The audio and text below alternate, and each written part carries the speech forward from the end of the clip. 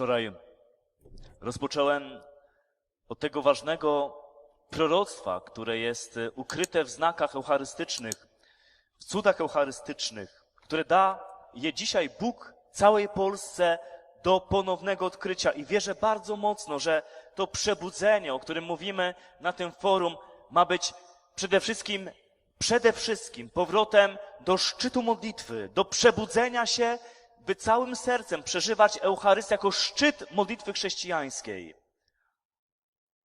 I nie mam żadnych wątpliwości, że w czasach zamętu, jeszcze raz powtarzam, atak będzie na Eucharystię, na realną obecność Jezusa w Eucharystii i na szczególną miłość do Matki Bożej, bo kwestionując Matkę Bożą, zakwestionujesz za chwilę Eucharystię. To jest jedno z drugim powiązane, ponieważ to Jezus daje swoje ciało, swoją krew, które wziął od niej. Dlatego ona jest nazwana Matką Eucharystii. I teraz chciałbym was poprowadzić w tych najważniejszych wydarzeniach, które dzieją się na Eucharystii.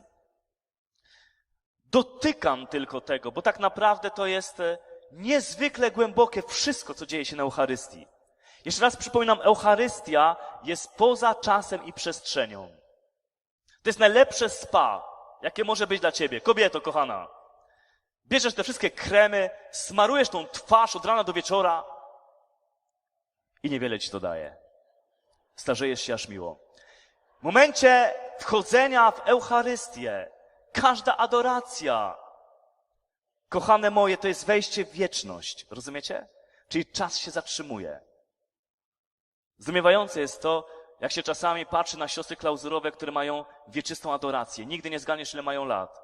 Zawsze wyglądają na 15, 10 mniej niż mają. Dlaczego? Bo są ciągle wpatrzone w Niego. Bo żyją w wieczności, adorując wiecznego. Rozumiecie? Gdzie czas się zatrzymuje. Nie ma czasu. Najlepsze spa. Wiem, co mówię. Bo jak widzę jakieś zmarszczki na swojej twarzy, to lecę zaraz na godzinę adoracji. Jest dobrze. 47 lat, skarby. Wyglądam? Dziękuję. Adoracja.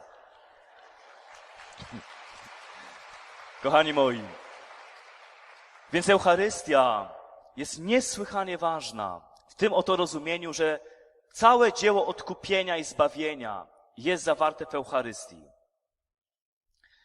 Mówiliśmy o tym wczoraj, jak zwykły Pan z wami, które machinalnie wypowiada często kapłan, my odpowiadamy i z Duchem Twoim, ma takie znaczenie, że Bóg Wszechmogący, Twój tatuś, dla którego jesteś umiłowanym synem, jest z tobą w jakiejkolwiek jesteś sytuacji, przez cokolwiek przechodzisz, On jest z tobą.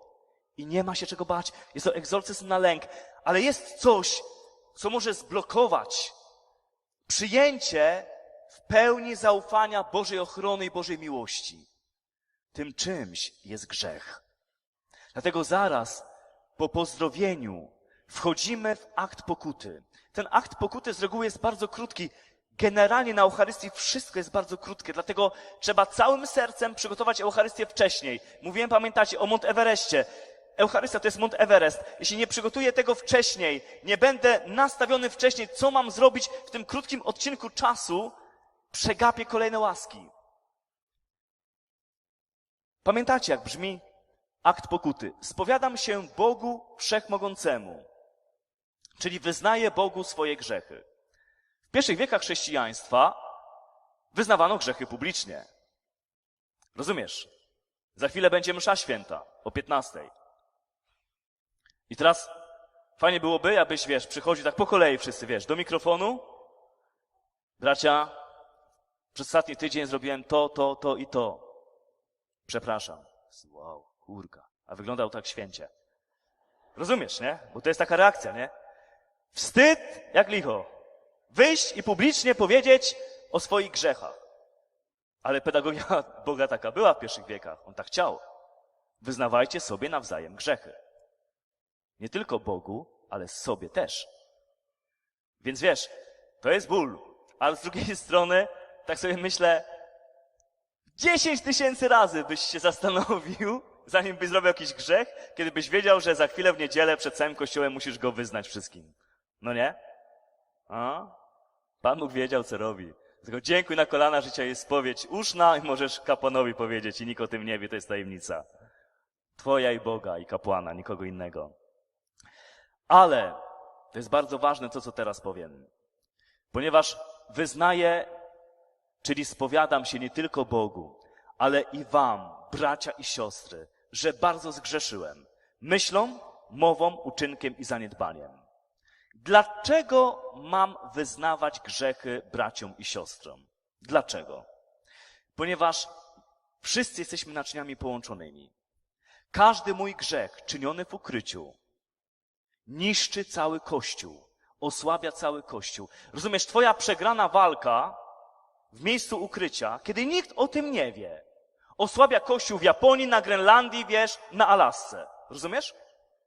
Twój ukryty grzech, o którym nikt nie wie, osłabia cały Kościół.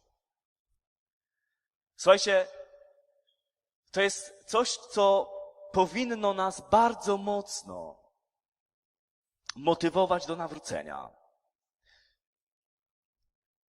Twój grzech, mężu, ojcze, nie wiem, może twoja żona o tym nie wie, że, wiesz, ona idzie spać, a ty jeszcze posiedzisz przy komputerze i tam włączysz sobie pornografię i się zmasturbujesz. Nikt tego nie widział. Twoja żona o tym nie wie. Z drugiej strony, panowie, jeden z największych dramatów w konfesjonale i rozmowach z waszymi żonami to jest odkrycie przez żony, że oglądacie pornografię. Jest to tak destrukcyjne dla miłości, jest to tak destrukcyjne i poniżające dla waszych żon. My, faceci, nie jesteśmy w stanie sobie tego wyobrazić. Jak może to zniszczyć serce tej, której ślubowałeś miłość, wierność i że nie opuścisz jej aż do śmierci? A opuszczasz ją, bo ona sama zasypia, a zdradzasz ją z dziewczynami z internetu. Możesz powiedzieć, ale proszę księdza, ja nikogo nie krzywdzę. Krzywdzisz. Jezus powiedział, że jeśli z pożądliwością patrzysz na kobietę, już w swoim sercu dopuściłeś się z nią cudzołóstwa. Czyli skutki są takie, jakbyś poszedł z inną kobietą do łóżka. A co jest skutkiem cudzołóstwa? Przede wszystkim umiera czułość. Umiera bliskość. Zaczynasz traktować kobietę jak przedmiot. Bliskość, czułość buduje się przez rozmowę. Wszyscy faceci, którzy są uwiązani w pornografię, masturbację, zaczynają mieć problem w rozmawianiu ze swoją kobietą. Rozumiecie? Nie umieją budować już bliskości przez rozmowę. Wszystko denerwuje. Na wszystko się odpowiada półgębkiem. Czułość, bliskość, dotyk, gesty umierają. Jedyne gesty czułości, które wykonujesz, to są gesty, które tak naprawdę są tylko grą wstępną do uprawiania seksu. Myślisz, że kobieta to tym nie wie? Myślisz, że twoja żona tego nie wyczuwa? Że za chwilę będzie to i to? Że te gesty nie są gestami czułości dla niej samej i rozkoszowaniem się miłością do niej i szacunkiem do niej i zachwytem nad nią, tylko chodzi o to, żeby jak najszybciej pójść do łóżka. Wiesz, jak on to boli? Ale skąd to się bierze?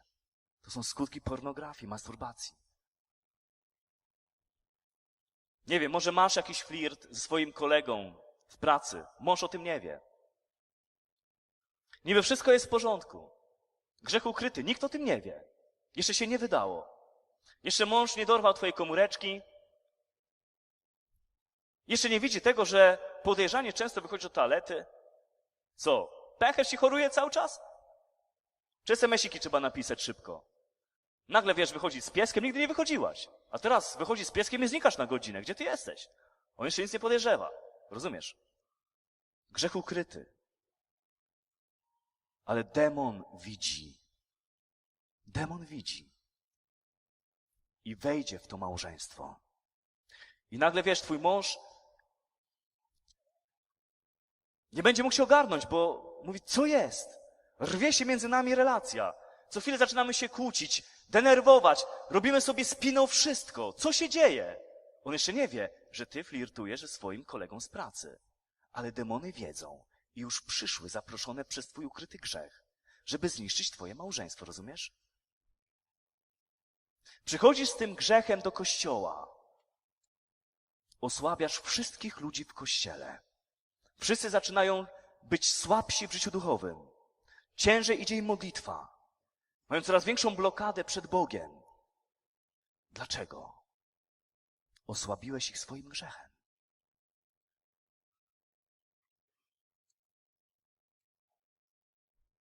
To osłabienie grzechem jest związane z autorytetem duchowym również. Mało się o tym mówi u nas, a powinno się mówić. Im ktoś ma wyższy autorytet duchowy, tym bardziej osłabia Kościół swoim grzechem. Mąż swoim grzechem ukrytym osłabia swoją żonę, osłabia swoje dzieci, swoją rodzinę, swój dom. Ale o wiele bardziej osłabia Kościół grzech kapłana. Jeszcze bardziej osłabia Kościół grzech biskupa. Jeszcze bardziej osłabia Kościół grzech papieża. W zależności od autorytetu duchowego.